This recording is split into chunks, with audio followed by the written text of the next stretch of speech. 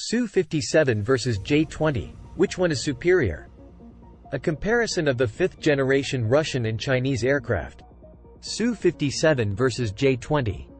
The next U.S. fighter jet specifications are unknown, although some information can be obtained from its major competitors, Russia's Su-57 and China's Chengdu J-20. The U.S. Air Force stated in September that it has secretly produced and tested a fighter prototype as part of its Next Generation Air Dominance (NGAD) program. Experts continue to speculate on the capabilities of the first sixth-generation aircraft. Popular Mechanics, an American publication, examined the Su-57 and the Chengdu J-20 to determine what the next U.S. fighter should be in order to obtain air superiority. Stealth. Fifth-generation fighters are distinguished by their stealth design. Fourth-generation fighters utilize radio-absorbing coatings to hide.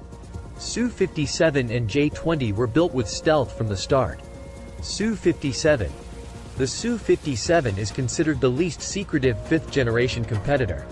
It may be designed to be less observable than the J-20. Russia's fragile economy and old industrial base may hamper its capacity to create a real stealth fighter.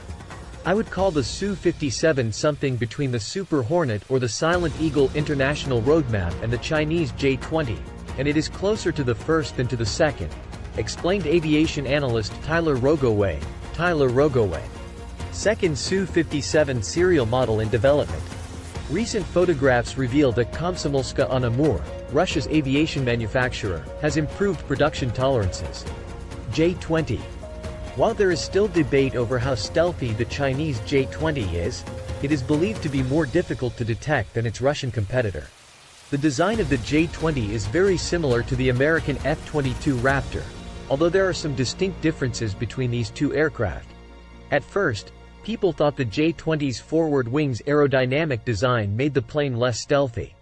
But computer simulations show that the J-20 is very hard to spot from the front, and its ability to stay hidden may get better as the program grows. Avionics. Although stealth technology is the most talked about component of fifth-generation fighters, advancements in avionics systems provide an equally significant advantage. Su-57. The Su-57, like the F-35, can communicate with other aircraft and ground units in the area. It integrates this information with previously collected intelligence on recognized targets to create a detailed picture of the battlespace. It works on the idea of network centricity, which means that the plane's onboard systems and operational complexes are successfully updated. The complex's multi-core base gives them almost endless options. Dmytro Grabov, who is in charge of making the Su-57's onboard systems, says this. The Su-57 also boasts side-viewing radars that work in conjunction with AFAR. These radars provide the Su-57 with a vast field of view and significantly increase the pilot's situational awareness. J-20. The J-20, like other fifth-generation competitors, is thought to communicate data between itself, other aircraft, and nearby ground assets via a secure communications channel.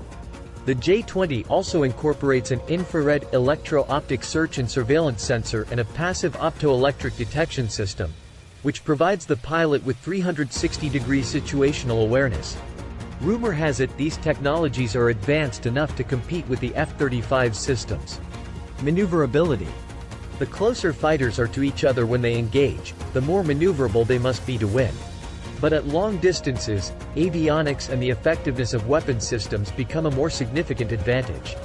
The Su-57 and J-20 show these two approaches to aerial combat, with the Russian fighter specializing in close combat and the Chinese preferring long-range aerial combat. Su-57.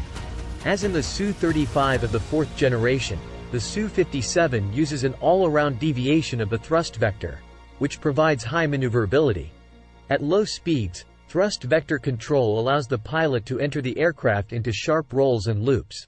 At the same time, the aircraft's dynamics decrease, making it vulnerable to aerial attacks. As a result, thrust vector control will most likely be used for high-altitude, high-speed strikes. The Su-57 is the only stealth fighter that uses all-around deflection of the thrust vector. J-20.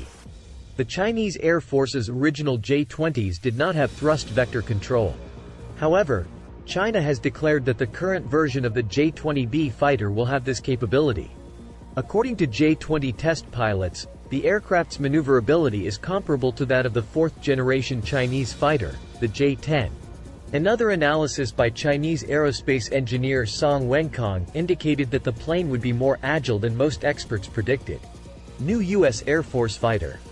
With the J-20 and Su-57 already in service and moving towards mass production, it makes sense that the U.S. is moving quickly to develop its fighter.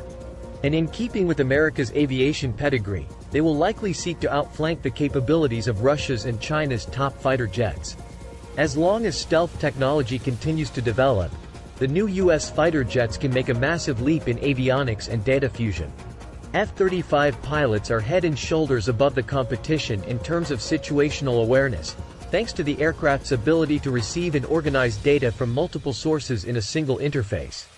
The next iteration of this technology will almost certainly include drones operating in support of manned fighters.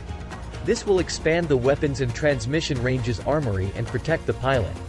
These efforts are already being implemented in programs such as the Air Force Skyborg and the Boeing Loyal Wingman. The Chengdu J-20 and Su-57 not only represent the best examples of their aircraft but also the end of the American monopoly on stealth fighters. Simply put, NGAD participants have a lot to work on. Thanks for watching.